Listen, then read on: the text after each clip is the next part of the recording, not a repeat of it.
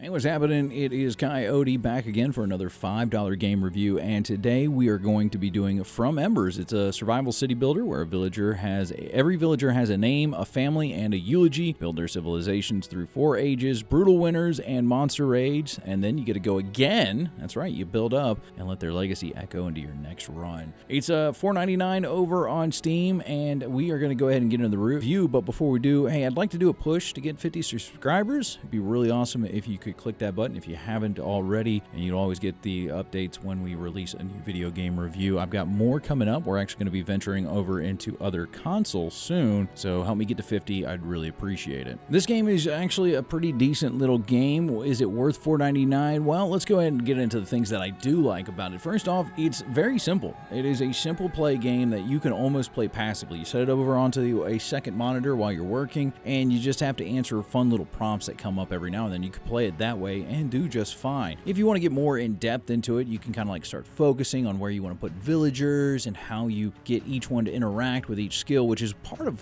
something else that I like. Like, each villager is unique. They have a bane and a boon. The bane is kind of like, hey, one of them might be a glutton, so they take more food, but they also may be charismatic, which is kind of fun to see how those play together. And then you've also got the fact that some of them are actually good at certain skills. So some of them are born to be woodcutters or masons or prospectors or you name it. And it's really cool to put them in those jobs because they do better for you down the long run. But you don't have to. You can auto assign them through the workers tab, which is fun. Or you can go down each individual tab and say, okay, hey, Charlie, you're going to be this. Lucille, you're going to be that, and so on and so forth. I think it's a really fun system. I much prefer the second versus the first. I would like to see them expand on the skill levels, because as you assign villagers throughout the game to different skills, like whether they're foragers or masons, they gain levels in this. And I think if you get a max level, not only should they get an increase in productivity, maybe it's something like, if I'm an expert level mason, I can also get a little bit of gold or culture on top because I'm building art or I'm getting something from this. That way it feels like, you know, having somebody that's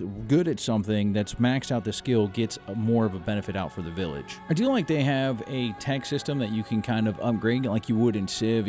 Instead of spending science points that you would have at Civ, you just spend your resources. You need like food, wood, stone, gold, whatever it is, and it'll add into it. And you can get those sometimes just through the random prompts, which are a lot of fun. But it's kind of cool to chain off and say, okay, well, I'm going to build a farm, and that leads into building into medicine, which would be really cool to see where the trees would go. Maybe something down the line they could add. If not, it's not a really big deal. I do like that you can change the buildings, the way they look, to different eras as well. So it's kind of cool that you can go back in. Maybe you don't like the new version of your wood cabin, but you want to go back to the old one. So you can just kind of spend a little bit of resources, not a whole lot, to go back to an older style of it.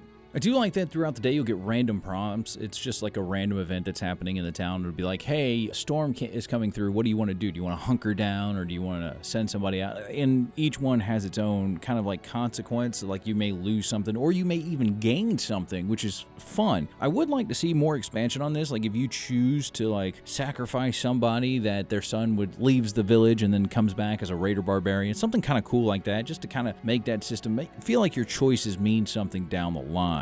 I do like the weather and how it changes, not only with the seasons, but you'll have like thunderstorms or you'll have strong winds, and everything is a factor in how well or bad your villagers do. And it's kind of a fun thing, because if it like spring's coming, you know, you're expecting more harvest, so you'll get more food. If winter's coming, things are going to slow down. People aren't going to work as fast. But there's also other things that'll like change. You can have winter and then it'll be a heat wave. I think that was a random thing I had. I'm pretty sure it did. Regardless, I think it's kind of fun to have those events. Now, I kind of want to get into the things that I think need addressed. Let's go ahead with one of the bugs for sure, which is the thunderstorm or heat wave effect. Anything that causes the screen to flash, it does this thing where it brightens everything, and you'll have a couple buildings that are illuminated, and then it gets locked in that way. And I've had to start over a couple of times where it just locked and it wouldn't go back to the regular village where I could see everything and kind of adjust or build or anything like that, because it was just locked like that. So most likely a bug. Secondly, I'd like to see that the things that are actually moving in the background have a lower priority than what I'm clicking on,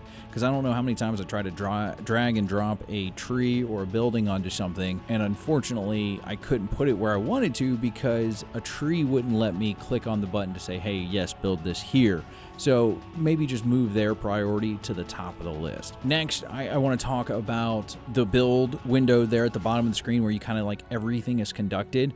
I think it's fun, but there's a lot of visual bugs. Like if you go to build something and you start ready to build something else, it'll jump. I don't know how many times I accidentally put resources into things I really didn't care for at the moment because I went to go click upgrade and then it would jump randomly to something else, and it's like, no, I don't want to upgrade the graveyard. I'm trying to upgrade my quarry or whatever.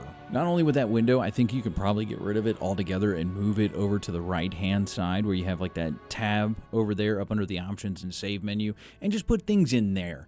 Because I lost sight of my village sometimes because I had that thing scrolled up and I was more focused on what I was building than watching my village kind of grow and my villagers go out and do things.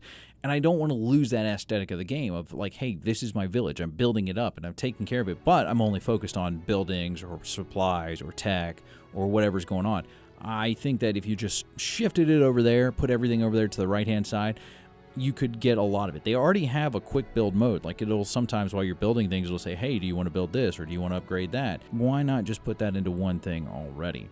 When it comes down to it, if you're going to put $4.99 to a $5 game, actually, From Embers is worth it. I enjoyed it. I think it's a great little passive game that you can just set to the side while you're doing other things. A lot of potential in this game. I could see so many upgrades coming to it in the future, and I look forward to seeing what team Cindy Forge and Sean Elavorita, sorry if I pronounced your name wrong, boss. I think it's a great game, and you guys should go support this creator on Steam. I've got a link to the game down in the comments below, and be on the lookout for new games coming up shortly from different consoles. We'll be breaking away from Steam.